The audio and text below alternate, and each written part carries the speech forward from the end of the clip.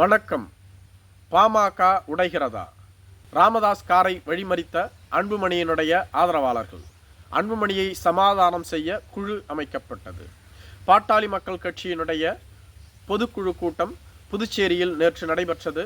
இந்த பொதுக்குழு கூட்டத்தில் பேசிய நிறுவன தலைவரான திரு ராமதாஸ் அவர்கள், வரும் 2026ஆம் ஆண்டு நடைபெற உள்ள தேர்தலில் பாட்டாளி மக்கள் கட்சி மிகப்பெரிய வெற்றியை பெறும்.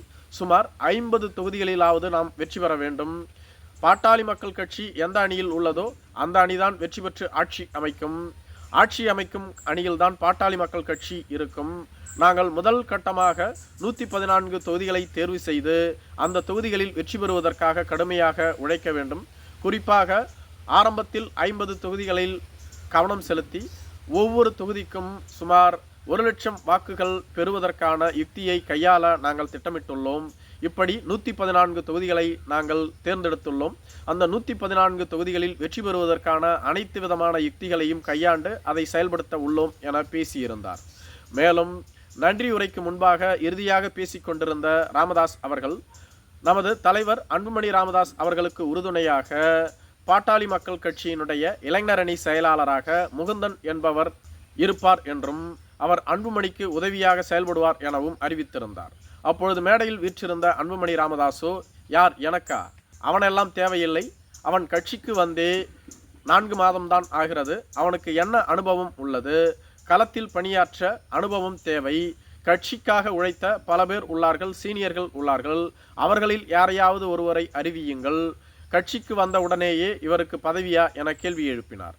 குடும்பத்திலிருந்து மேலும் ஒருவருக்கு பதவியா எனவும் கேள்வி எழுப்பினார். அப்பொழுது வெகுண்டெழுந்த ராமதாஸ் அவர்களோ, இது நான் உருவாக்கிய கட்சி. நான் சொல்வதைத்தான் நீங்கள் அனைவரும் கேட்க வேண்டும். நான் சொல்வதை கேட்காவிட்டால் வெளியேறி கொள்ளலாம். நான் சொல்வதுதான் இறுதி முடிவு என அறிவித்தார். இதனை கேட்டு கோபம் கொண்ட அன்புமணி ராமதாஸ் அவர்களோ திடீரென மைக்கை பிடுங்கி, நான் பனையூரில் தனியாக ஒரு அலுவலகம் தொடங்கியுள்ளேன். என்னை சந்திப்பவர்கள் அங்கு வந்து செல்லலாம் என கூறிவிட்டு ஒரு தொலைபேசி எண்ணையும் அறிவித்துவிட்டு அங்கிருந்து வேகமாக கிளம்பினார். அப்பொழுது அன்புமணி ராமதாஸ் அவர்களினுடைய ஆதரவாளர்களும் அவரது பின்னே புடைசூழ கிளம்பி அன்புமணி ராமதாஸ் வாழ்க என கோஷம் எழுப்பினார்கள்.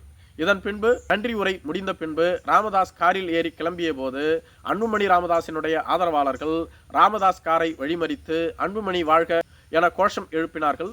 அங்கு சிறிது நேரம் பரபரப்பு ஏற்பட்டது. காவலர்கள் ராமதாஸை பத்திரமாக தைலாபுரம் தோட்டத்திற்கு அனுப்பி வைத்தார்கள். இதன் பின்பு ராமதாஸ் தலைமையில் பாமகவினுடைய மூத்த உறுப்பினர்கள் கலந்தாலோசித்ததாக கூறப்படுகிறது. அப்பொழுது அன்புமணி ராமதாஸை சமாதானம் செய்ய ஒரு குழு சென்னைக்கு அனுப்பப்பட்டு விட்டதாகவும், மிக விரைவில் அன்புமணி ராமதாஸை நேரில் சந்தித்து அந்த குழு பேசி அவரை தைலாபுரம் கூட்டி வரும் என்றும், இந்த பிரச்சனை சுமூகமாக முடிக்கப்படும் எனவும் பாட்டாளி மக்கள் கட்சியின் தரப்பில் கூறப்பட்டுள்ளது. அன்புமணி ராமதாஸ் வெகுண்டெழ காரணம் என்ன என விசாரித்த போது பல விடயங்கள் கூறப்பட்டு வருகிறது. குறிப்பாக முகுந்தன் என்பவர் அன்புமணி ராமதாஸினுடைய சகோதரியான ஸ்ரீகாந்தி அவரின் மகன் என்று கூறப்படுகிறது. இவரது தந்தை பரசுராமன். ஏற்கனவே அன்புமணி ராமதாஸ் அதிகாரத்திற்கு வருவதற்கு முன்பாக பரசுராமன் தான் கட்சியையே ஆட்டி படைத்தார் என்று கூறப்பட்டு வருகிறது. மேலும் அன்புமணி ராமதாஸுக்கு 3 மகள்கள். அன்புமணி ராமதாஸுக்கு பின்பு கட்சியை கட்டுப்படுத்துவதற்கு ஒரு ஆண் வாரிசு தேவை. அன்புமணி ராமதாஸ் தன் மகள் வழியில் கட்சியை கொண்டு சென்றால் அது வேறு குடும்பத்திற்கு சென்றுவிடும். கட்சியை நமது குடும்பத்திற்குள் நிலைநிறுத்திக் கொள்வதற்காக ஆண் வாரிசு தேவை என்பதை உணர்ந்துதான் ராமதாஸ் அவர்கள் தனது மகள் வழி பேரனை பாட்டாளி மக்கள் கட்சியினுடைய இளைஞரணி செயலாளராக முன்னிறுத்துகிறார். அதாவது அன்புமணி ராமதாஸ் தற்பொழுது தலைவர், அவருக்கு பின்பாக இவர்தான் வாரிசு என்பது போன்றுதான் இந்த அறிவிப்பு வெளியாகி இருந்தது. இதனை அன்புமணி ராமதாஸ் அவர்கள் ஏற்றுக்கொள்ளவில்லை. முக்கியமாக திமுகவை நாம் குடும்ப கட்சி என்று விமர்சனம் செய்கின்றோம். நமது குடும்பத்தில் தந்தை நிறுவன தலைவர், நான் தலைவர், சௌமியா அன்புமணி பசுமை தாயக தலைவர், அறக்கட்டளை தலைவராக அம்மா சரஸ்வதி உள்ளார். இப்படி குடும்பத்திற்குள்ளாகவே அனைத்து பொறுப்புகளையும் வைத்து கொண்டால் எப்படி கட்சி வலுப்பெறும்? இளைஞரணி செயலாளர் பதவியாவது வெளியில் தர வேண்டும் என்று அன்புமணி கேட்டுக்கொண்டதாக சொல்லப்படுகிறது. ஆனால் ராமதாஸ் இதற்கு ஒப்புக்கொள்ளவில்லை என்றும் சொல்லப்படுகிறது. ஏற்கனவே ஜி.கே. மணியின் மகனான திரு தமிழ்குமரன் அவர்களுக்கு பாட்டாளி மக்கள் கட்சியினுடைய இளைஞரணி தலைவர் பதவி வழங்கப்பட்டிருந்தது.